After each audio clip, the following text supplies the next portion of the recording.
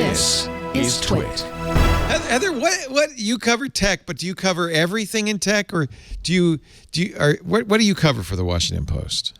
I mostly cover consumer tech. I look at trends that affect real people, and I did play a little bit with the iPhone. I wasn't doing our iPhone review this year for a change, and I like the flat edges. Is my really important hot take on that. Yeah, that's pretty much all you can say. The edges, they're flat. I like that. Well, I talked to some iPhone 3 SE owners a while ago, and they swear that you can pop open a beer with the flat edges of the older devices. Jeez, Louise, don't. No. Stop. Don't. I wasn't going to buy it, but now I'm all in. Does Jeffrey Fowler get to do the review this year? Or he did the review. He took out like 7 iPhones and tested the cameras and everything. He's also sort of our 5G expert. Which is where this phone is. I pity the man. Underwhelming. He has a fun job. He loves it. Oh, good. No, I think Jeffrey's great. 5G is the least compelling thing he says about the iPhone 12. And we've been saying that too. In fact, last week I played. took that picture. It's lovely, right? You took that? So do you like the blue? I mean, I don't know. I think this is I don't want to make any gender assumptions here. I feel like men are less likely to put it in a case. I would never have an iPhone without a case on it. That's just absolutely lunatic to me. Is that like not wearing a mask? I don't wear a mask, and I'm not going to put my phone in a case. Freedom. Or maybe it's because I'll have a bag to put my phone in. Oh. And so I'm not worried about having to get it into my pocket or a little friction there. And I think that's more the reason. I make my daughter put her phone in a case.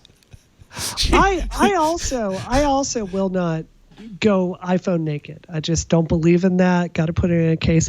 That said, I'm so frustrated this time around that I feel like the lower, cheaper model got all these cool, bright, vibrant colors. And then if you're looking at the Pro, we got robbed. Right. It's like silver, graphite, gold. It's like they think we're too classy to have the trashy bright colors. I'm not.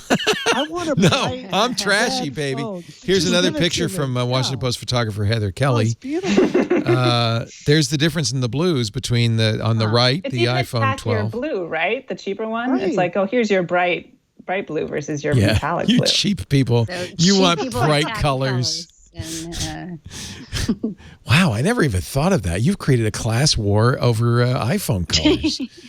So, Leo, if you look at the history of with cars and bright colors, it goes in waves. This is really interesting. Where it used to be, the Model T was black when it came out, right? Henry Ford famously said, any color you want as long as it's black. But black. And then when we finally started figuring out how to do bright metallic paints, right, they would actually get fish scales and sacrifice 50,000 fish to paint your car. That's how they did that? Absolutely. Before they figured out how to do it with aluminum. So that was the era that bright colors were associated with wealth. Then it switched. Then in the 90s, it switched back again, really bright colors. And now we're back to the top selling colors are white, silver, and black. And the bright colors are associated with cheap. And I wanted to go back to the other. Give me vibrance. I'm embarrassed because I ordered the new electric Mustang Mach-E.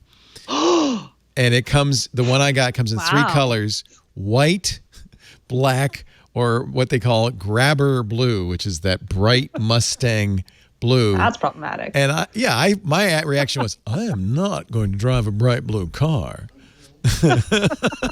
Under no circumstances. So I got gray. Good. That's subtle. Really? Or is it boring?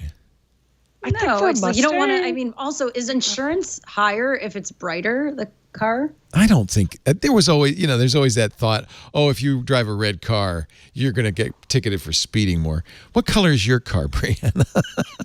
I have a bright red $100,000 Porsche. I can tell you get pulled over a lot more. Okay, I rest my case. I have a silver classic. The Boxster I've seen. A classic silver Boxster, which is more understated. But that was also the color of the new millennium. Do you remember?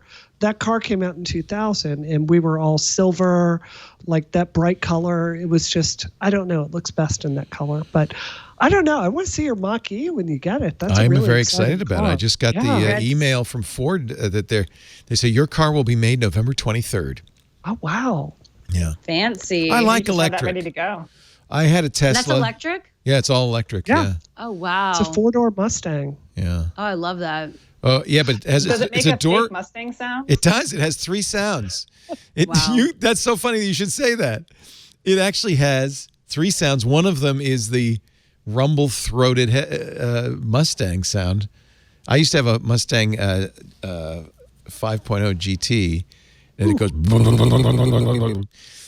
And apparently there's a recording that plays in the cabin. That's hilarious. When you turn on your Mustang. I can't wait.